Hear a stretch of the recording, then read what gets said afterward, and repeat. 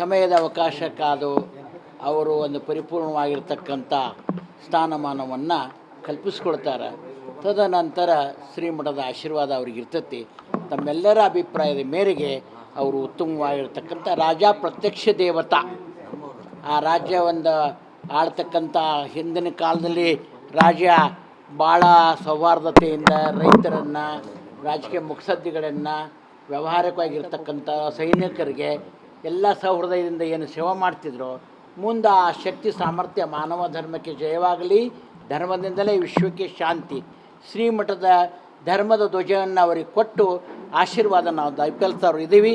ಆ ಸಮಯದ ಅವಕಾಶ ಬರ್ತಾ ಇದೆ. ನಿಮ್ಮೆಲ್ಲರ ಪ್ರೀತಿ ಸಮಾಜದ ಸೇವಕರಾಗಿ ಅವರು ಭಾಳ ಬದುಕು ಬಂಗಾರವಾಗಲಿ ಅಂತ ಹರಿಸ್ತಾ ಇದ್ದೀವಿ.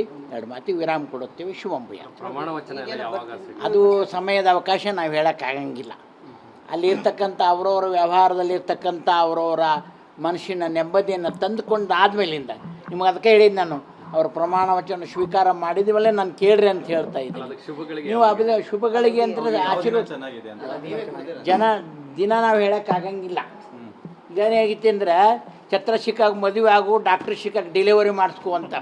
ಆ ಪರಿಸ್ಥಿತಿ ಬಂದಾಗ ಮನುಷ್ಯನ ಮನುಕೂಲ ಸ್ಥಿರವಿಲ್ಲ. ಮನುಷ್ಯನ ಬುದ್ಧಿ ಸ್ಥಿರ ಇದ್ದರೆ ಅದಕ್ಕೆನ್ನೂ ಹೇಳ್ಬೋದು. ಶಾಸ್ತ್ರ ಮತ್ತು ಶಸ್ತ್ರ ನಿಕಟವಾದ ಸಂಬಂಧ ಐತಿ.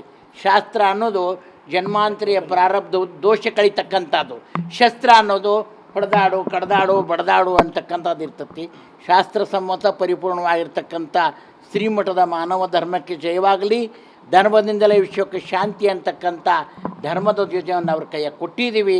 ಆ ಒಂದು ಕ್ಷೇತ್ರದಲ್ಲಿ ಅವನು ಸಾಧಕನಾಗಿದ್ದಾನೆ. ಮುಂದಿನ ದಿನಗಳಲ್ಲಿ ಒಳ್ಳೆಯದನ್ನು ಆಗಲಿ ಅಂತ ಹರಿಸ್ತಾ ಇದ್ದೀವಿ. ಆ ಸಮಯ ನಾವು ನೀವು ಕಾದು ನೋಡೋಣ. ಸಮಯ ತಕ್ಕಂತೆ ನಿಮ್ಮ ಸೇವೆ ಎಲ್ಲ ಪ್ರತಿನಿಧಿಗಳೊಳಗಡೆ ದೊರಕಲಿ ಅಂತಕ್ಕಂಥ ಮಾತನ್ನು ಹೇಳ್ತಾ ಇದ್ದೀವಿ. ಶುಭಂಭೂಯ. ಈ 2 ವರ್ಷ ಅವ್ರಿಗೆ ಒಳ್ಳೆ ಕಾಲ ಇರುತ್ತೆ.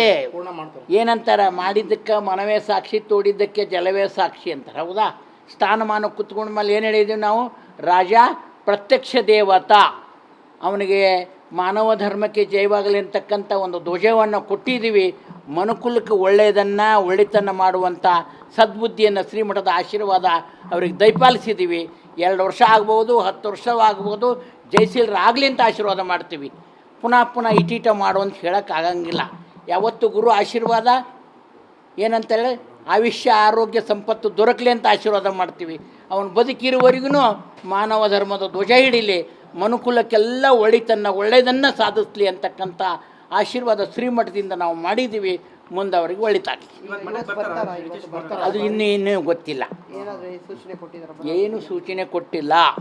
ಅಲ್ಲಿ ಅವರವರ ವ್ಯವಹಾರ ಪರಿಪೂರ್ಣ ಆದಮೇಲಿಂದ ಅವರು ಇಷ್ಟಾರ್ಥದಂತೆ ಬರ್ತಾರೆ, ಶ್ರೀಮಠದ ಆಶೀರ್ವಾದ ಪಡಿತಾರೆ. ಇದೇನು ಯಥಾ ಪ್ರಕಾರ ನಾವು ಮಾಡ್ತಕ್ಕಂಥ ಧರ್ಮ ಐತದು. ನೀನು ಬರ್ತೀಯ, ನಿನಗೂ ಮಾಡಬೇಕು, ಅವ್ರಿಗೂ ಮಾಡಬೇಕು. ಸರ್ವೇ ಜನ ಸುಖಿನೋ ಭವಂತು. ನಮ್ಮಲ್ಲಿ ಜಾತಿ ಮತ ಭಿನ್ನ ಅಭಿಪ್ರಾಯ ನಮ್ಮ ಶ್ರೀಮಠದಲ್ಲಿ ಇಲ್ಲ. ಎಲ್ಲರೂ ಯಾರೇ ಬಂದ್ರೂ ತಥಾಸ್ತು. ಒಳ್ಳೆಯದನ್ನು ನಾವು ಸಂಕಲ್ಪ ಮಾಡಿದ್ದೀವಿ. ಅವರವರು ಇಷ್ಟದಂತೆ ಅವ್ರು ಬಂದಿರ್ತಾರೆ. ಯದ್ಭಾವಂ ತದ್ಭವತಿ.